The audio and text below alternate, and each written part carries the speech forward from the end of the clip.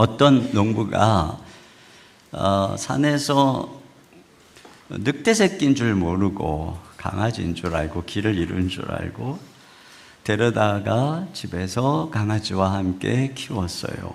처음에는 순해 보였는데 자랄수록 그 야성의 본성이 드러나기 시작하고 어느 날인가 급기야 우리 안에 있는 양들을 물어 뜯어 죽였습니다. 개와 늑대는 객과에 속해서 매우 비슷한 친족인데 그 본성은 전혀 달라요.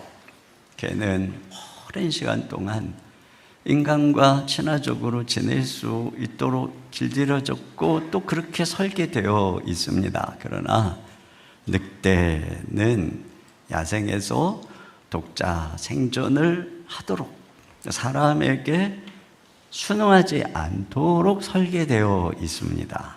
가깝다고 똑같은 것이 아니죠. 오늘 이스라엘을 정복한 자들이 모압인데요. 여러분, 이 모압은 아브라함의 조카 롯의 후손들입니다. 가까운 친족이죠. 그런데 이 본성은 개와 늑대가 다르듯이 전혀 달라요. 그래서 이 둘은 섞일 수가 없습니다. 하나 될 수가 없습니다. 그래서 하나님께서는 모압은 10대가 지나도 영원토록 이스라엘의 총회에 들어올 수 없다, 이렇게 말씀하셨어요. 여러분, 독버섯과 약용버섯이 비슷하게 생겼어요. 비슷하게 생겼다고 둘을 같이 넣고 끓이면 그 국물 안에 독이 가득해서 죽음을 가지고 옵니다. 마찬가지로 아무리 가까워도 모압과 섞이면 이스라엘은 파멸에 이르게 되는 것입니다. 자, 오늘 본문에서 우리가 첫 번째로 살펴볼 것은 가깝지만 다른 모압 친구를 조심하라는 것이에요. 오늘 이스라엘을 정복하고 억압하는 인물은 모압 왕 에글론입니다. 근데 그의 모습을 통해서 우리는 모압의 영적인 특성을 엿보게 되는데, 자, 이스라엘과 섞일 수 없는 영성, 그걸 우리에게 보여주고 있어요. 첫째는 혼합주의적 영성입니다.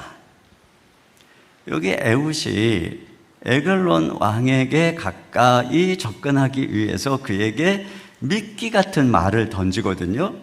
그게 19절 하반절입니다. 다 같이 읽겠습니다. 시작. 왕이여, 내가 은밀한 일을 왕에게 아뢰려 하나이다 하니 왕이 명령하여 조용히 하라 하매 모셔 선 자들이 다 물러간지라. 에훗이 내가 왕에게 은밀한 말을 드릴 게 있습니다. 그랬더니 이 에글론 왕이 귀가 솔깃해가지고 주변에 있는 사람 다 나가라. 그러니까 이 말이 함정인 줄도 모르고요. 이런 태도는 에글론이 특별히 이제 뒤에 나오는 구절과 연관해 봤을 때 예언을 향한 호기심을 보여주는 것입니다. 자, 에훗이 뭐라 그러는가? 20절 하반절입니다. 시작. 에훗이 이르되 내가 하나님의 명령을 받들어 왕에게 아뢰 일이 있나이다 하매 왕이 그의 좌석에서 일어나니. 네. 그러니까 에훗이 자기가 하나님의 사사요 선지자로서 예언하는 사람처럼 내가 당신에게 비밀한 하나님의 예언을 가지고 왔다. 이러니까 이 에글론 왕이 자리에서 일어날 거예요. 언뜻 보면 굉장한 경외심을 표하는 것 같은데 이것은 하나님을 향한 경외심이 아니라 미신적 예언에 대한 무분별한 수용의 태도죠. 그리고 호기심이 뒤섞인 태도인 것입니다. 이것이 모압의 혼합주의 영성을 그대로 보여주고 있습니다. 여러분, 민수기에 보면은 모압 왕 발락이 발람이라고 하는 이방 선지자를 복채를 두둑히 주고 매수해서 너희 지금 저 이스라엘을 좀 네가 좀 저주해라. 여러분, 이건 가만히 보면은 자, 전쟁을 할 때 선지자를 통해서 그를 저주하도록 기도하게 하는 것이 언뜻 보면 굉장히 신앙적인 태도처럼 보일 수 있습니다. 그런데 그들은 여호와를 섬기는 것이 아니라 자신의 이익을 위해서 여호와를 조종하는 거예요. 여호와가 마치 바알과 아세라 선지자처럼 그들에게 미신화되어서 이 혼합주의적인 영성을 보여주고 있는 것입니다.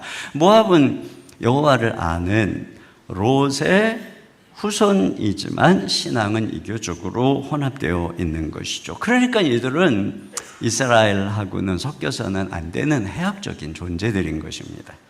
두 번째 보는 것은 탐욕적인 영성입니다. 오늘 성경은 에글론 왕을 묘사하는데 17절 하반절에 보면은 매우 비둔한 자였더라 이렇게 되어 있습니다. 그래서 에훗이 이제 나중에 칼로 그 에글론 왕의 배를 콱 찔렀는데 어떻게 됐다고 하냐면 22절 하반절에 배에서 기름이 흘러나와서 칼날에 엉겼더라. 근데 이걸 보면은 이 에글론 왕이라는 사람이 얼마나 이 탐욕적이고 정욕적인 존재인가를 이렇게 시각적인 언어로 지금 전달하는 거예요. 그리고 그가 그 에훗의 말에 귀가 솔깃해가지고 다른 사람을 다 내보낸 다음에 20절 중반절에 보면은 서늘한 다락방에 홀로 앉아있는 중이라 하는 표현이 나오는데, 그러니까 이렇게 시원한 혼자만의 공간이 한편에서는 미신적 주술의 장소요. 본문엔 나오지 않지만 유추하건대 동시에 그의 탐욕과 정욕을 채우는 음행의 장소였으리라. 이렇게 짐작하게 하는 것입니다. 언제나 이방을 보면은 이 우상숭배와 음행이 같이 가고, 과거의 모압 사람들이 주술적인 저주에 실패하자 발람이 꾀를 내서 시딤에서 모압 여자들을 통해서 이스라엘 백성들을 유혹합니다. 민수기 25장 1절입니다. 시작. 이스라엘이 시딤에 머물러 있더니 그 백성이 모압 여자들과 음행하기를 시작하니라. 네. 그리고는 더 나아가서는 이 이스라엘 남자들이 그 여인들을 따라서 그들의 신에게 절을 하고 우상숭배를 하는 사건이 벌어지고, 이것으로 인해서 여호와 하나님이 크게 진노해서 많은 사람들이 죽임을 당하는 사건이 벌어집니다. 이것을 보면 모압이 참 육신적이고 정욕적이고 성적으로 타락한 민족이라고 하는 것을 알 수 있습니다. 그러니까 아무리 같은 친족이라고 할지라도 거룩한 이스라엘과는 섞일 수 없는 본성, 이것을 가진 본성이 다른 종족인 것이죠. 세 번째로는 안일함으로 부패한 영성입니다. 여기 지금 에글론의 비둔함, 또 이 서늘한 다락방, 호기심, 칼로 찔렸을 때 이 배에서 나오는 그 기름 엉겨붙은 이런 모습을 보면은 참 안일함, 부패. 자, 이것으로 인해서 결국은 하나님의 멸망의 심판의 칼날을 맞고 있는 것을 보게 되는 것이죠. 에레미야 선지자는 모압을 가리켜서 이렇게 이야기를 했어요. 에레미야 48장 11절 다 같이 보겠습니다. 시작. 모압은 젊은 시절부터 평안하고 포로도 되지 아니하였으므로 마치 술이 그 찢기 위에 있고 이 그릇에서 저 그릇으로 옮기지 않음 같아서 그 맛이 남아있고 냄새가 변하지 아니하였도다. 네.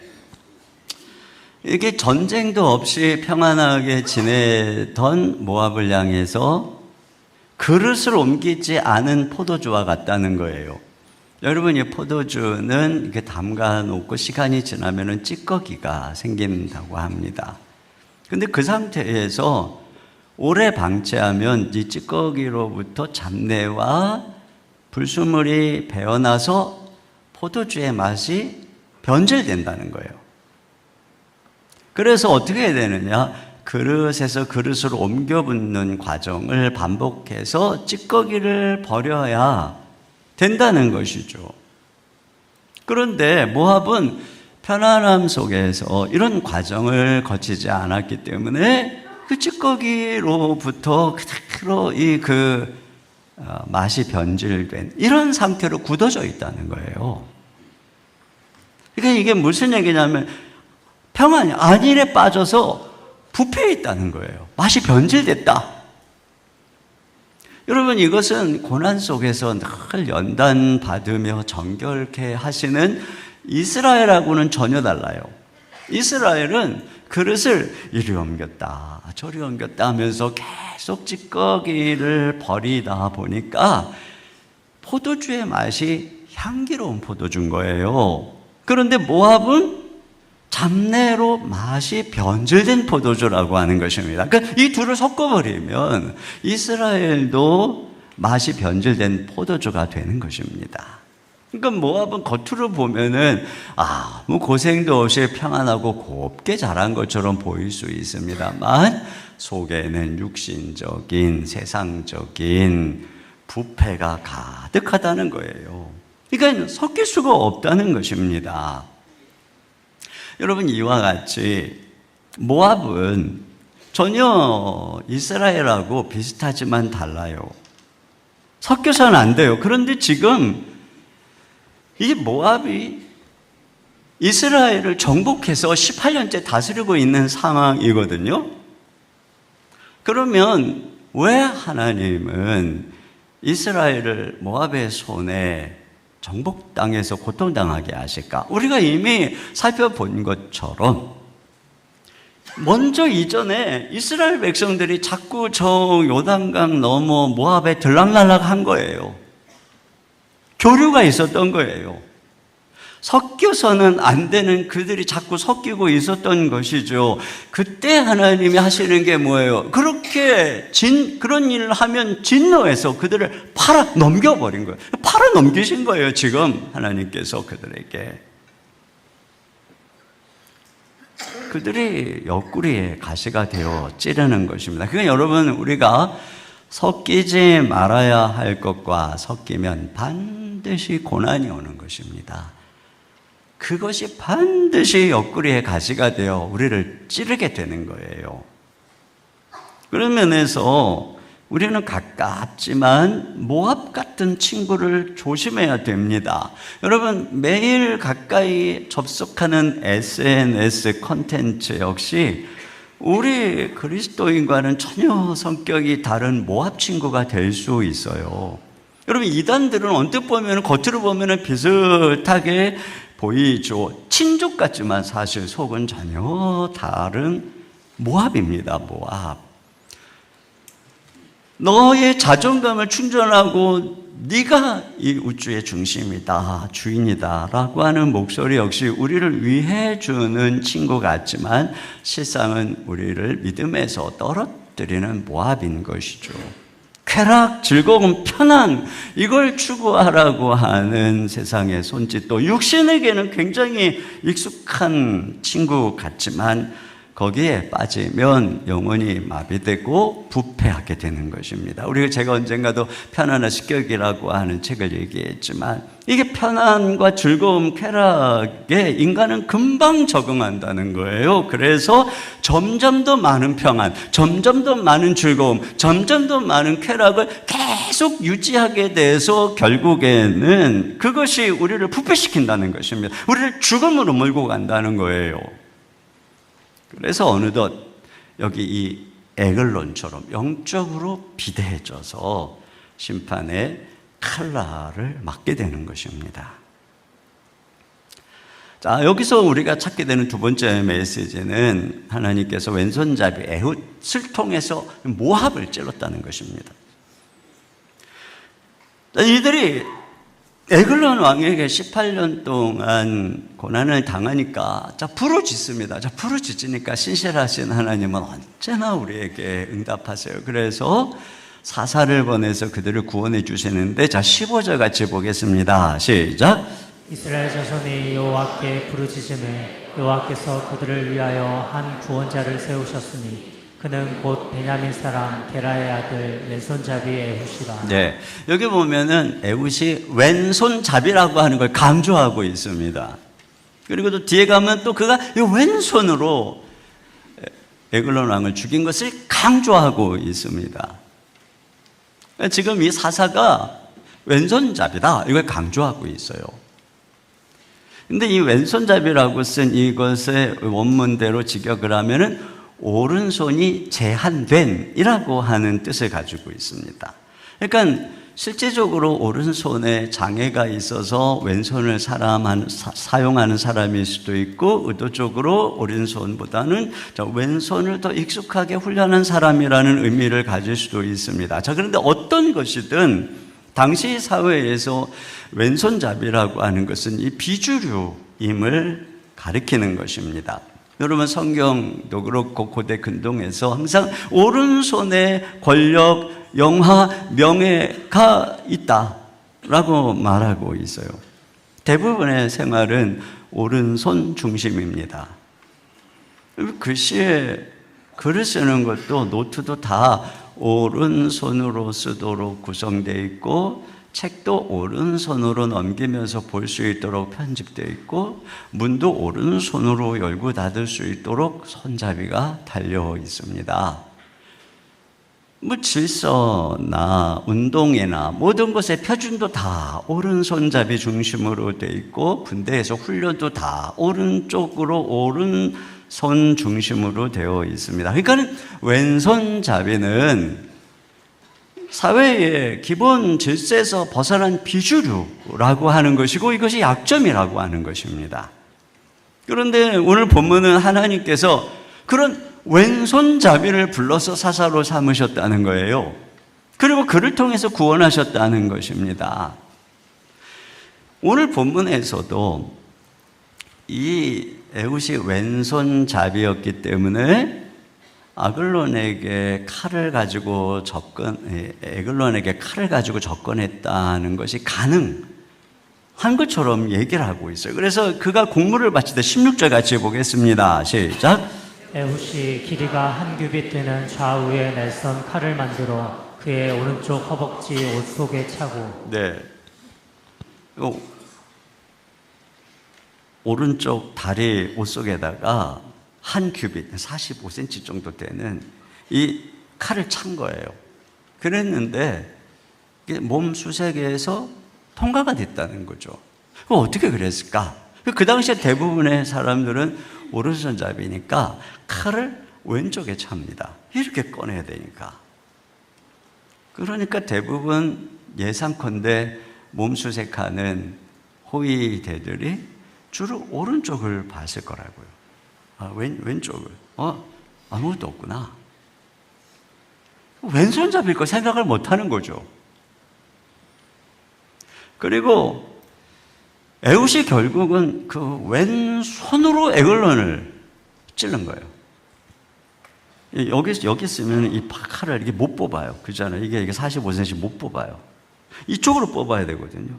근데 왼손으로 뽑아서 찌르면 이게 서툴러서 힘도 없고 잘 못 써요. 그런데 에훗은 왼손으로 칼을 뽑아서 찔러서 죽였다는 것이죠. 그걸 지금 강조하고 있는 거예요. 그러니까 무슨 얘기한 거냐면은 왼손잡이가 왼손으로 에글론을 죽였다 이 얘기인 거예요. 여러분 하나님께서는 가끔 이와 같이 전혀 예상하지 않은 사람, 예상하지 않은 방식, 그 시대의 비주류를 통해 약점 있는 사람을 통해서 일하십니다. 골리앗을 무너뜨린 다윗도 정형화된 전사의 모습, 오른손잡이의 모습이 아닌 거죠. 어린 목동, 왼손잡이의 모습이에요. 정형화된 칼과 단창이 아니라 물맷돌을 들었어요. 요셉도 애굽 제국의 시각으로 보면은 노예로 팔려온 외국인이에요. 제국의 정형화된 인재 발굴 시스템에 의하면 절대로 인재가 나올 수 없는 코스에서 나온 거예요. 스카이 출신도 아니고 인서울 출신도 아니고 아예 대학 문턱도 못 가고 그저 종살이, 옥살이 하다가 국무총리가 된 거예요. 여러분, 그 절정이 예수님입니다. 이사야 선지자는 예수님의 등장에 대해서 이렇게 예언을 했어요. 이사야 53장 1절입니다. 시작. 우리가 전한 것을 누가 믿었느냐? 여호와의 팔이 누구에게 나타났느냐? 하나님이 당신의 팔로 글을 들어서 쓰신다는 것을 아무도 믿지 않았다는 거예요. 오히려 그는 고운 모양도 없고 사람들이 그를 싫어서 버림받았다, 이렇게 기록을 하고 있습니다. 그런데 하나님께서는 그 예수님을 통해 마귀를 찌르고 인류를 구원하신 것입니다. 그 팀켈러가 뭐라 그랬느냐면은 하나님의 구원은 헐리우드식으로 이루어지지 않는다 하면서 이렇게 얘기했어요. 하나님의 구원은 구유에서 태어난 비주류에서 나오고 강점이 아니라 약점을 통해 나오고 승리가 아니라 패배를 통해서 나온다. 근데 여러분, 예수 그리스도 안에서 이런 그 예외적인 방식이 이제는 하나님 나라의 보편적 원리가 되는 것입니다. 그래서 주님 안에서 하는 이 시대의 왼손잡이들을, 약한 자들을 택해서 하나님이 일하시는 거예요. 고린도전서 1장 26, 27절입니다. 시작. 형제들아, 너희를 부르심을 보라. 육체를 따라 지혜로운 자가 많지 아니하며 능한 자가 많지 아니하며 문벌 좋은 자가 많지 아니하도다. 그러나 하나님께서 세상에 미련한 것들을 택하사 지혜 있는 자들을 부끄럽게 하려 하시고 세상에 약한 것들을 택하사 강한 것들을 부끄럽게 하려 하시며. 네, 이와 같이 약한 자들을 택해서 하나님이 일하신다는 것입니다. 그리고 결국은 하나님은 그 약점을 강점으로 만들어서 일을 하시는 거예요. 여러분, 이 에훗이 그 왼손으로 찌르는 장면을 한번 보실래요? 21절, 22절 다 같이 보겠습니다. 시작. 에훗이 왼손을 뻗쳐 그의 오른쪽 허벅지 위에서 칼을 빼어 왕의 몸을 찌르매 칼자루도 나를 따라 들어가서 그 끝이 등 뒤까지 나갔고 그가 칼을 그의 몸에서 빼내지 아니하였으므로 기름이 칼날에 엉겼더라. 네, 이게 무슨 얘기를 하는 거예요? 이 힘 있는 오른손으로 쫙, 이게 가능하지 못해. 이 힘없는 왼손, 우리 그렇게 생각한다. 이걸로 쫙 뽑아가지고 칼로 찔렀는데 세상에 이게 얼마나 강력한지 손잡이까지 들어가서 이 칼이 등 뒤로 나왔다는 거예요. 얼마나 강력한지. 그리고 급소에 정확하게. 여러분, 이와 같이 이 약점이 강력한 강점이 된 것을 보여주는데 왜 그랬을까요? 그가 약하기 때문에 남보다 더 훈련하고 연습했을 것입니다. 그러다 보니 힘이 없는 왼손이 나중에는 오른손보다 더 강력해진 것이죠. 에훗은 왼손의 힘만 기른 것이 아니고 철저히 준비를 하는 것을 볼 수 있어요. 이게 지금 그가 이스라엘의 조공을 전담하는 사절로, 대표로 지금 조공을 가지고 간 거거든요. 그러니까 18년 동안이니까 몇 번 그가 대표 사절로 가서 이 에글론이라는 사람이 어떤 사람인지 또 경비 방식은 어떤지 이걸 다 파악을 했었을 것입니다. 그래서 그의 영적인 호기심을 이용하려고 자기가 이스라엘의 예언자인 척 흘렸을 것이에요. 그리고 뒤에 보면은 이 그를 찌른 후에 문을 다락방 한쪽에서 잠그고 유유히 도망하는 것을 보면은 그 내부의 구조도 이미 다 파악이 된 것입니다. 약하기 때문에 철저히 준비하고 하나님이 그런 사람을 사용하시는 거예요. 또 그는 약하기 때문에 함께 할 줄 알았습니다. 자기가 혼자 나서서 에글론을 죽이지만 모든 걸 다 혼자 한 게 아니에요. 나팔을 불어서 이스라엘 군대를 모읍니다. 자, 27절 상반절입니다. 시작. 그가 이르러 에브라임 산지에서 나팔을 불매 이스라엘 자손이 산지에서 그를 따라 내려오니. 네, 백성들의 도움을 받아서 승리로 이끄는 것이죠. 그러니까 약하기 때문에 함께할 줄 알았던 것입니다. 영국의 정치가였던 윌리엄 윌버포스는 아주 몸이 약했습니다. 평생 만성 위장염, 심한 피로감, 안질로 인한, 그래서 거의 말년에는 거의 실명 직전까지 가고 항상 척추 통증에 시달려서 진통제를 상시 복용해야만 했습니다. 정치가들이 밤새 토론을 하고 하는 일들이 그에게는 너무 고통스러운 일이었어요. 그런데 이러한 연약한 윌리엄 윌버포스를 통해서 그 당시 영국은 노예 무역을 폐지하고 결국은 노예 제도를 폐지하는 법안을 그가 통과시킨 거예요. 그 어떻게 그런 일을 했느냐? 그가 약하기 때문에 함께 할 줄 알았다는 거예요. 그와 함께 했던 사람들 후일에 클랩함 공동체라고 부르는 많은 조력자들이 있었다는 겁니다. 그래서 정보를 모으고 조사하는 동역자들, 법의 문안을 만들고 다듬는 사람들, 재정을 모금하고 관리하는 사람들, 글로 여론을 움직이고 또 영향을 미치는 사람들, 다양한 네트워크를 통해서 결국은 26년 만에 이 법안을 폐지하도록 모든 국회의원들의 마음을, 국민들의 마음을 흔든 거죠. 몸이 약했기 때문에 함께하는 법을 배웠고 그 결과 더 강력해질 수가 있었던 것입니다. 또 우리는 약하기 때문에, 비주류이기 때문에 이 시대의 아픔을 듣고 공감할 수가 있어요. 그리고 하나님은 언제나 시대마다 그런 사람을 쓰시는 겁니다. 다윗도 늘 고난과 우람 속에서 리더로 자라게 된 것이고 요셉도 종살이 옥살이 하면서 리더십을 배운 것이죠. 그러니까 내가 비명문 출신이고 비정규직이고 이민자고 알바생이고 이런 것들이 우리로 하여금 소외된 세상을 바라보고 공감하며 현장성 있는 리더의 자질을 키우는 중요한 요소가 되는 것이에요.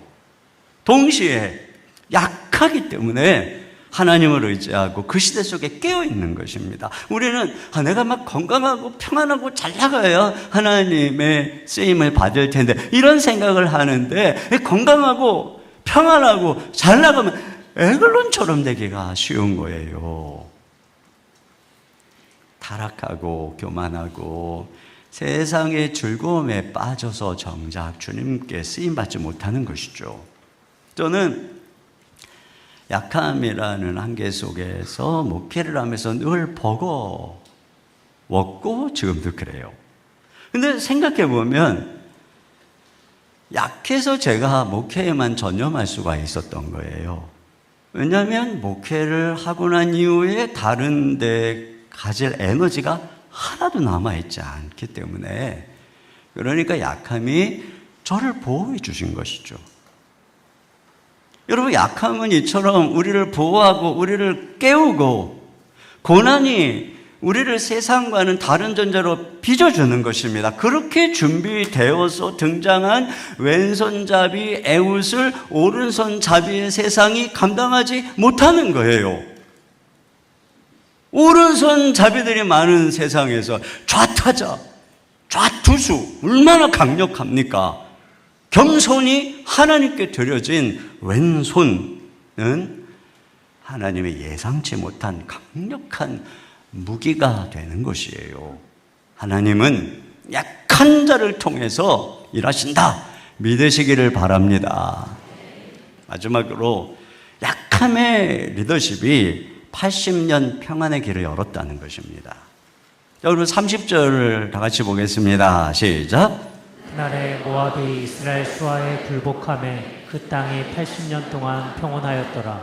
근데 여러분 이 표현을 가만히 보면 우리가 지난주에 살펴본 온니엘 같은 경우에 온니엘이 살아있는 40년 동안 평안을 누리고 그가 죽자 다시 타락했다 이렇게 되어 있거든요.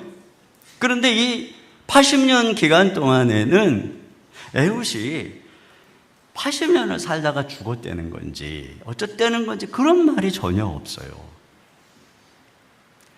그러니까 여기서는 표현이 달라요. 이 말은 뭐냐면 에훗은 온니엘 같은 영웅적 리더십의 소유자가 아니라는 것이죠. 그러니까 에훗은 카리스마로 이끄는 오른손의 리더가 아니라는 거예요. 약함으로 이끄는 왼손의 리더라는 것이죠. 그러면 그가 어떻게 오랜 이 2배나 더 되는 평화를 심었을까? 그것이 오늘 본문에 우리가 찾아보게 되는 중요한 요소입니다. 여러분, 이 긴 에훗에 대한 이야기에는 우리가 주목해야 되는 3개의 지명이 나와요. 길갈, 요단강, 그리고 종려나무 성읍으로 묘사된 여리고. 근데 이것은 여호수아가 가나안을 정복할 때 제일 먼저 들어갈 때 요단강을 가르고 들어갔습니다. 그리고 길갈에 12돌을 세우고 거기서 할례를 하고 유월절을 보냈고, 그리고 여리고성 첫 성을 정복했습니다.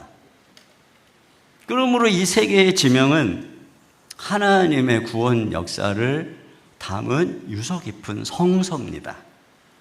그런데 오늘 본문을 보면 이 3 성소가 무너지고 있는 거예요. 그리고 에훗은 바로 그 3 성소를 회복하고 있는 것입니다. 여기에 바로 에훗이 긴 평화를 그 땅에 가져온 중요한 요인이 있어요. 자, 첫째로는 그는 요단강 통로를 차단합니다. 이 모압은 요단 동편에 있는 민족입니다. 그들이 지금 요단강을 건너서 침공해 온 것이죠. 자, 그런데 에훗이 에글론 왕을 죽인 다음에 백성들을 불러 모아서 군대를 모아서 제일 중요한 전술이 뭐냐? 요단 나루를 봉쇄한 거예요. 자, 28절 하반절입니다. 시작. 모압 맞은편 요단강 나루를 장악하여 한 사람도 건너지 못하게 하였고. 이게 무슨 얘기냐면 그들의 테러를 차단했을 뿐 아니라 저쪽에서 오는 보급로를 차단했다는 것입니다. 그렇게 해서 고립된 모압 군대 1만 명을 죽이고 결국은 그들을 항복을 받아낸 것입니다. 여러분, 이 요단강은 이스라엘 백성들에게는 굉장히 특별한 곳이죠. 그들이 배를 타고 걷는 게 아니고 홍해가 갈라지듯이 요단강이 그 비가 많이 오는 그 시점입니다. 요단강이 갈라져서 그들은 땅바닥을, 마른 땅을 밟고 물벽 사이로 지나간 것입니다. 그런데 그 요단강 바닥에 지나가면서 그들이 거기에 12개의 돌을 세웠습니다.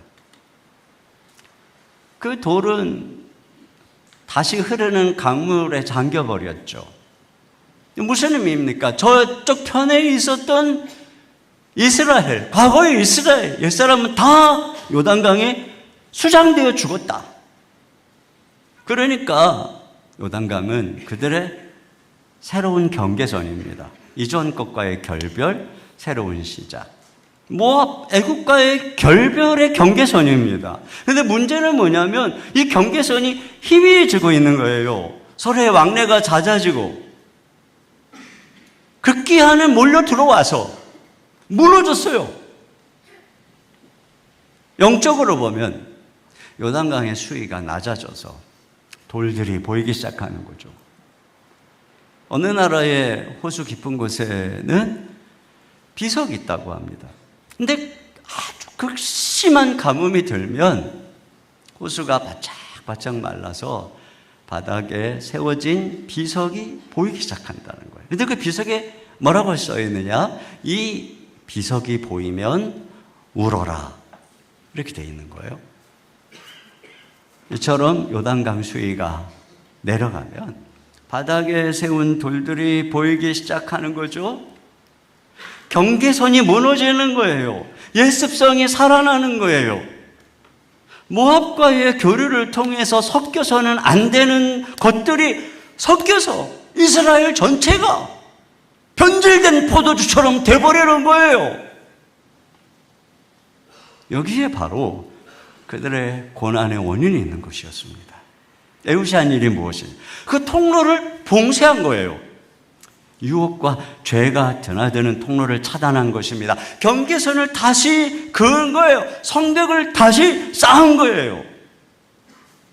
이것이 바로 이스라엘이 80년간 긴 평안을 유지하는 첫 번째 요소예요. 예전에 학교 다닐 때 보면은 쉬는 시간에 절대 밖에 못 나가요. 교문에서 딱 지키고 있기 때문에. 그런데 아이들 중에는 쉬는 시간이나 또는 수업 시간에 땡땡이를 치는 애들 중에는 개구멍이 어디 있는 줄 아는 거예요. 개구멍. 가지고 개구멍으로 탁, 담벼락에 있는 개구멍으로 쫙 들어갔다가 탁탁탁. 뭐 저는 한 번도 개구멍을 사용해 본 적이 없습니다만 그럴 만한 용기가 있지를 못해가지고. 근데 여러분, 우리 각자에게도 자기만의 개구멍이 있어요. 은근슬쩍 모압을 갔다가 구경하고 돌아오는 개구멍이 있어요. 근데 이거를 끊어야 되는 것입니다. 우리의 삶에, 우리의 가정에 지속적인 평화가 임하려면 죄와 유혹이 드나드는 개구멍을 막아야 돼요. 세상의 유혹으로 드나드는 길을 끊는 결단을 통해서 순수성을 유지할 때 평화가 지속되는 것입니다. 두 번째로는 길갈의 회복입니다. 자, 그가 에글론에게 조공을 바치고 돌아가다가 다시 에글론을 향해서 돌이킨 지점이 길갈입니다. 19절 같이 볼까요? 시작. 자기는 길갈 근처 돌 뜨는 곳에서부터 돌아와서. 네, 여러분, 이 길갈은 요단강을 건넌 그들이 요단강 안에다가 12개의 돌을 세웠을 뿐 아니라 요단강 바닥에 있는 큰 돌 12개를 끄집어 와서 그걸 들고 이동을 해서 길갈에다가 12돌을 딱 세운 곳이 바로 길갈입니다. 그러면 그걸 왜 거기다 세웠느냐? 나중에 후손들이 엄마 아빠 이 돌이 뭐예요? 그러면 이 돌은 저 깊은 요단강 바닥에서 끄집어 온 건데 하나님이 과거에 우리를 구원하셔서 이 땅을 주실 때 요단강을 쫙 갈라서 우리가 마른 땅을 걸어간 거야. 그 증거가 이 돌이야. 이렇게 그들의 물음에 대답하면서 살아계신 하나님의 구원의 역사를 설명해 주는 그 장소가 길갈입니다. 기억의 장소, 교육의 장소, 신앙 전수의 장소, 이게 길갈이에요. 그런데 여기에 이 길갈을 뭐라 했냐면 길갈 근처 돌 뜨는 곳에서부터 돌아왔다 이렇게 되어 있거든요. 이게 돌 뜬다는 뜻은 돌을 정으로 때려서 쪼개거나 또는 그 돌을 새긴다는 뜻이에요. 그게 돌 뜬다라고 말한 거예요. 여러분, 요단강 바닥에서 가지고 온 돌은 전혀 정이나 망치를 대서 다듬은 돌이 아니에요. 그 돌은 자연스럽게 오랜 시간 동안 강물의 흐름 속에서 매끄럽게 다듬어진 돌들이에요. 그걸 세워놓은 거예요. 그런데 지금 이 길갈에는 정으로 다듬은 새겨놓은 돌이 있다는 거죠. 그것은 바로 우상을 가리키는 것입니다. 우상. 지금 여호와의 구원을 기억하고 가르치고 신앙을 전수해야 되는 그 성소에 우상이 버젓이 딱 서 있는 것, 이것이 지금 그들의 영적인 타락의 현주소였던 거예요. 근데 에훗이 바로 거기서부터 돌아왔다라고 하는 이 단어, 여기서 우리는 중요한 전환을 읽는 거예요. 결심을. 그의 결심을.